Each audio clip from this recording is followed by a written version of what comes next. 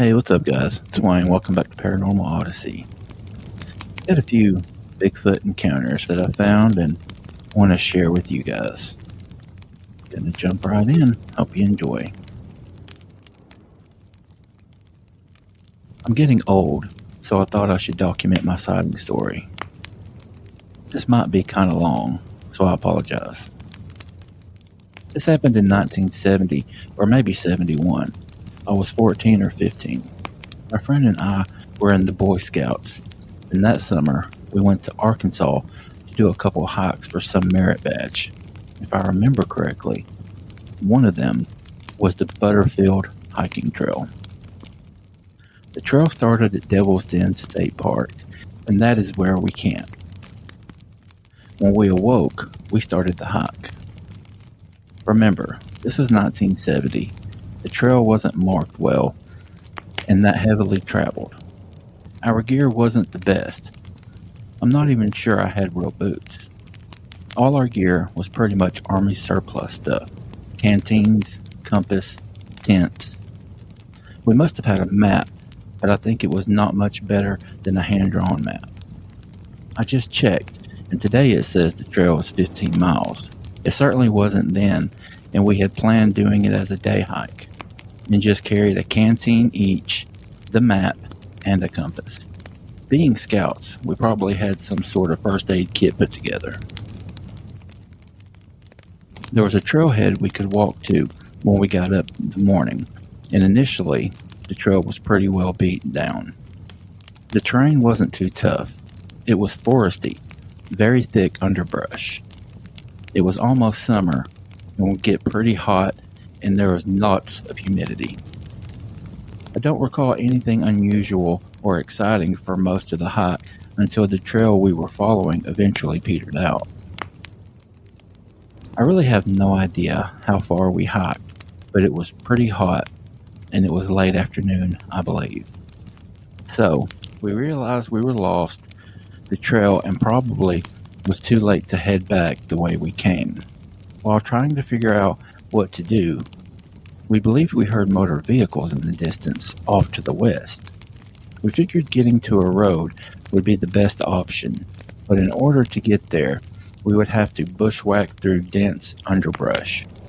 At least it was downhill, so we headed on. Again, not sure how long or far it was, but we broke out onto a very nice, wide, and well-traveled trail. Hallelujah! We were really hot and tired from going through the brush, and we sat down to rest and drink some water. We were both relieved to at last find a well-traveled trail. We could also hear what we thought might be a creek flowing. This is where things got weird.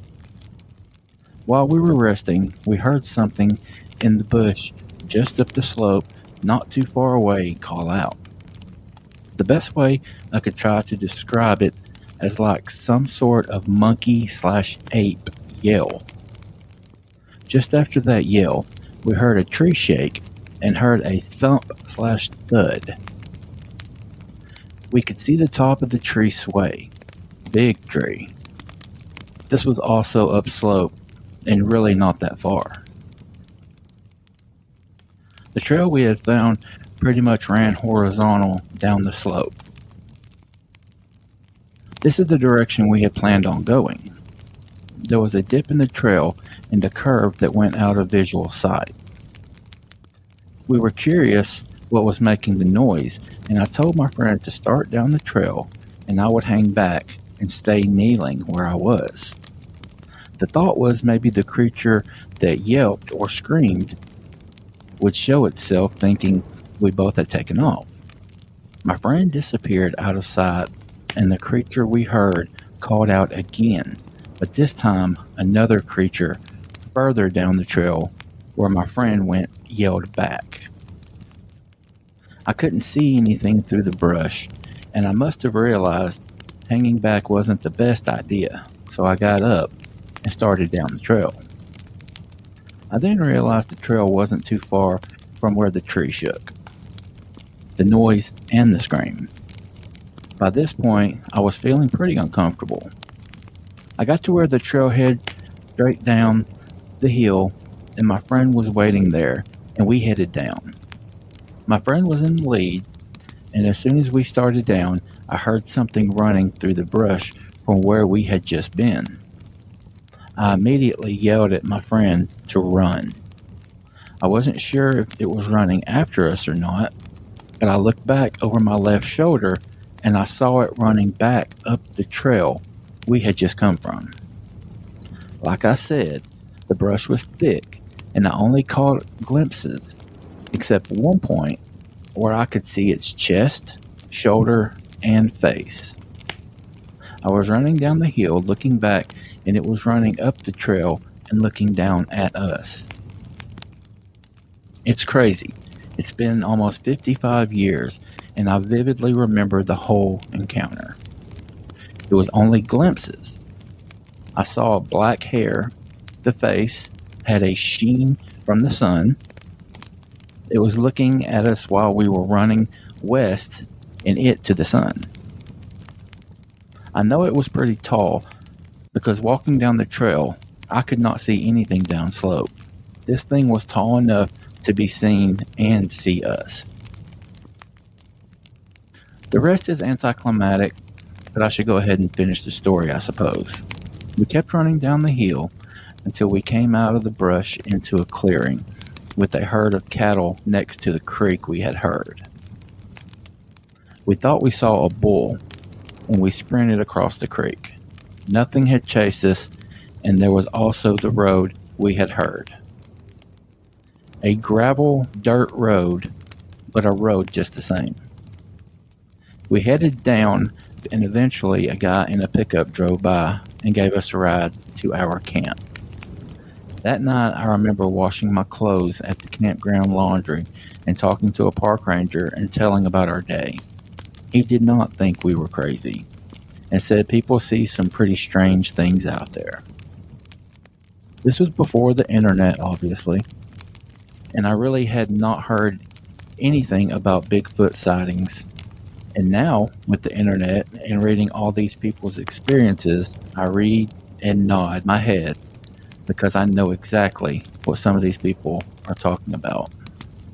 Like I said, I'm older, and I stayed in touch with my friend all these years, and I wanted to confirm what I remembered with him, and this is what he remembers as well.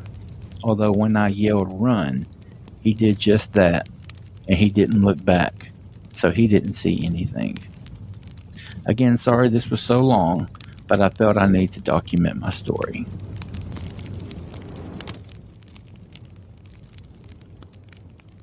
I've had a couple of stories, but I'll share my dad's late 50s, early 60s Bigfoot story. While my dad was stationed in Alameda Air Base in San Francisco, he and some of his shipmates decided to go camping while on leave. They drove to the sporting goods store, I believe near Berkeley, to get what they needed. While there, they met two professors from Berkeley.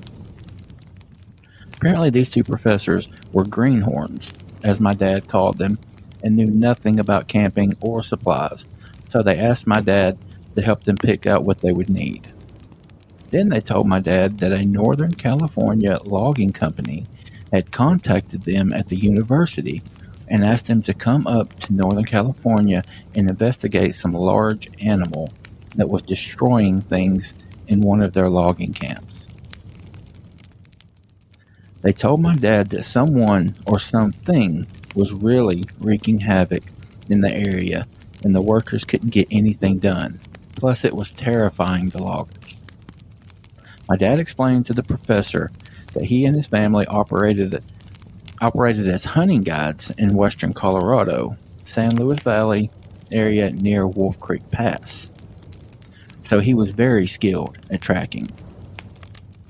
They asked if he and his buddies wanted to come up with them and help them track.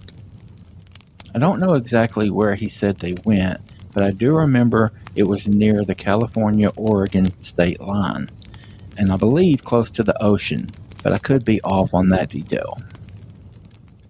He said when they got to the camp and scouted around the area, they found several giant footprints and plaster cast them. He said it looked like something or someone was scouting or walking around the perimeter of the camp. He went on that the workers took them to the fuel depot where there were several footprints up to a collection of 55-gallon drums of diesel. Something had walked up to, then around the depot, and then finally picked up one of the barrels and then carried it off towards a nearby ravine.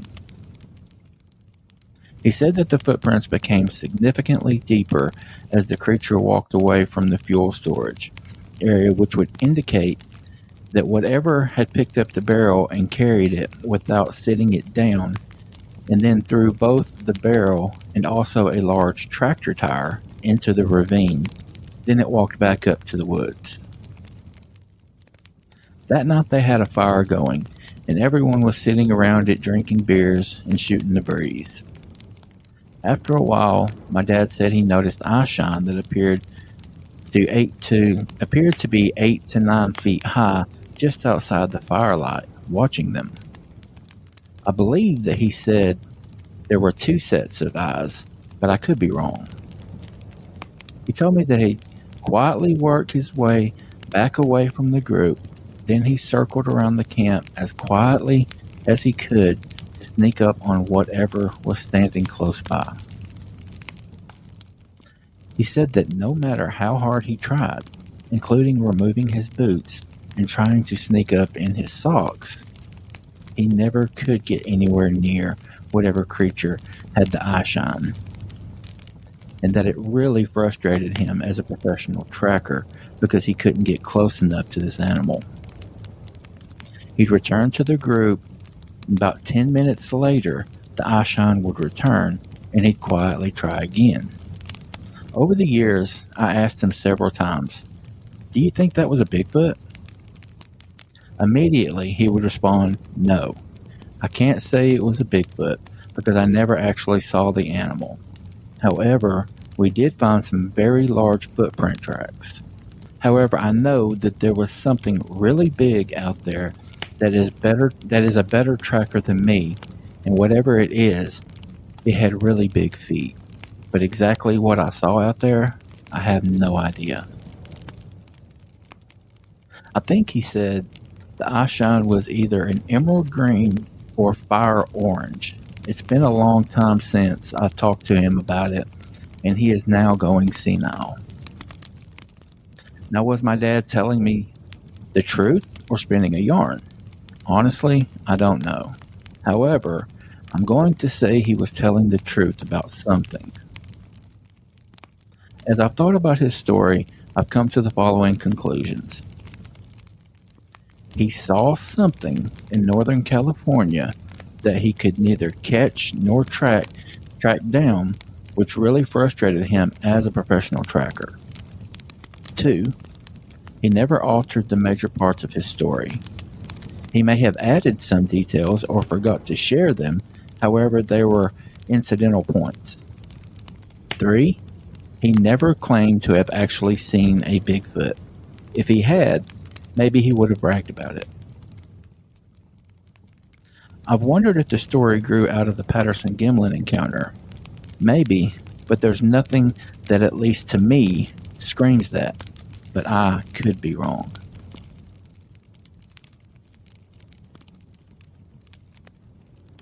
I live in the Sierra Nevada foothills of California. 7 acres of land, most densely forested and wild. There's a very large pond half a mile behind my house on a neighboring property. My closest neighbor was this old lady who left her home because her husband passed away and she couldn't take care of herself. So for many years, it has been abandoned. 3 years ago, I was outside just before sunset doing some work in my side yard, and I looked over to my neighbor's house. This house was about 100 to 130 yards away from mine. I saw this large creature walk upright, all black, top to bottom, walking upright, heading downhill towards the pond. What weirded me out at first but that the arms were too long. My brain kept trying to assume that it was a person carrying something. It moved quick, and the temperature was hot outside. So it would be bonkers to be wearing any all-black suit on empty property with no vehicles around and walking straight into dense woods. I called my neighbor, who was staying with her children in another city, immediately and asked her if a large person was supposed to be on her property. She said no. Right after that, I started looking into this whole Bigfoot thing, and I became a believer. Also, black bears live in the area and occasionally hit up trash cans, but this creature definitely didn't walk like a black bear. The fourth and final story. There's a story of a hunter that went missing. SAR, search and rescue, teams were rounded up, and days after he was reported missing, police and SAR located a man who had his 4 limbs torn from his torso, as well as his head. The torso was jammed into a notch in a tree. His limbs and head were hanging from the tree. His rifle was smashed to splinters, and his tree stand was twisted metal. This is a story that Bobo Fay recounted on a Dave Pilatus podcast, listened to maybe 2 years ago. Another story Pilatus spoke about was of a very experienced bow hunter who went missing somewhere in BC, British Columbia. He did a fly-in hunting trip solo. When he never showed up for the arranged upon pickup, authorities were contacted. Canadian Mounties found the hunter's site. It was torn to pieces. Tent, equipment, supplies torn the F up. They found pieces of the hunter, including his head, missing the jaw. It was investigated and found not to be animal predation or a bear attack. There are a lot of unknown things that are never resolved. It's scary. Just 2 years ago in Knox County, Kentucky, a 9-year-old boy was in his family's backyard. Think a holler in the deep Appalachians. A witness claimed something came bolting down the mountainside and grabbed the kid, then took off. The little boy was found deceased a day later. Some news coverage, including Reddit posts when it happened, then nothing. Totally quiet. That story seemed to suggest that it was not a Sasquatch, rather Dogman or a feral person. Same as the Dennis Martin case. Now, the poor Dennis Martin case is something that gives me PTSD thinking about. Anyone with children should never allow their kids out of their sight. There you have it, guys. A couple of pretty good ones, in my opinion. All right, guys, I appreciate y'all taking the time to hang out. I hope you enjoyed them. Please take the time to let me know if you did, and if this is something that you guys want me to continue to do. You can get me at Wayne at paranormalworldproductions.com. Guys, please take a second and rate and review the show whenever you can. Till I see y'all again, y'all take care of yourselves, take care of each other. Bye. Hey guys, thanks so very much for checking out this episode of Paranormal Odyssey. Love you guys so much, all the continued support. I want to ask everyone, please take just a second, go rate and review the show wherever it is you get your podcast. Also like to remind everyone about Paranormal Odyssey Live, which can be found every Tuesday evening, 8 p.m. over on YouTube, as well as every other Saturday. Tiffany and I do an after-hour show at 10 p.m. over on YouTube. Guys, please go check that out and hit that subscribe button if you are new over there. We would appreciate that so much. Also, guys, if you would, please head over and check out our website, paranormalworldproductions.com. We'll see you next time, guys.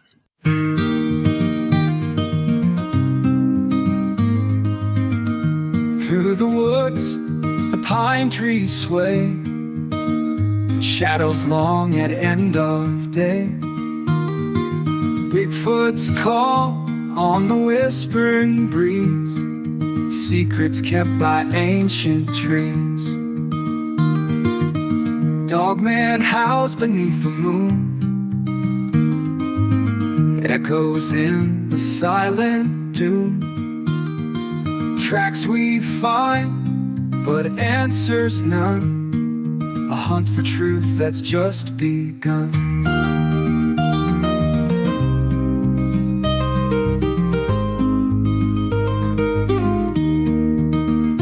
Oh, we're searching past the firelight for creatures hidden out of sight, in the forest heart where shadows lay, seeking secrets in the twilight gray.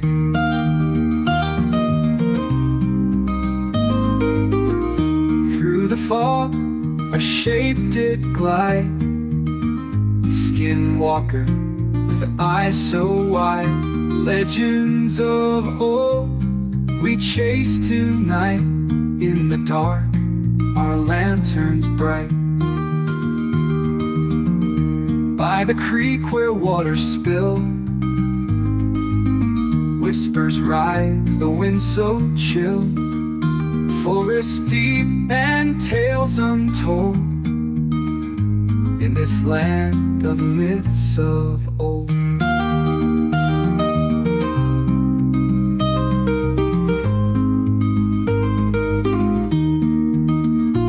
Oh, we're searching past the firelight for creatures hidden out of sight, in the forest heart where shadows lay, seeking secrets in the twilight gray.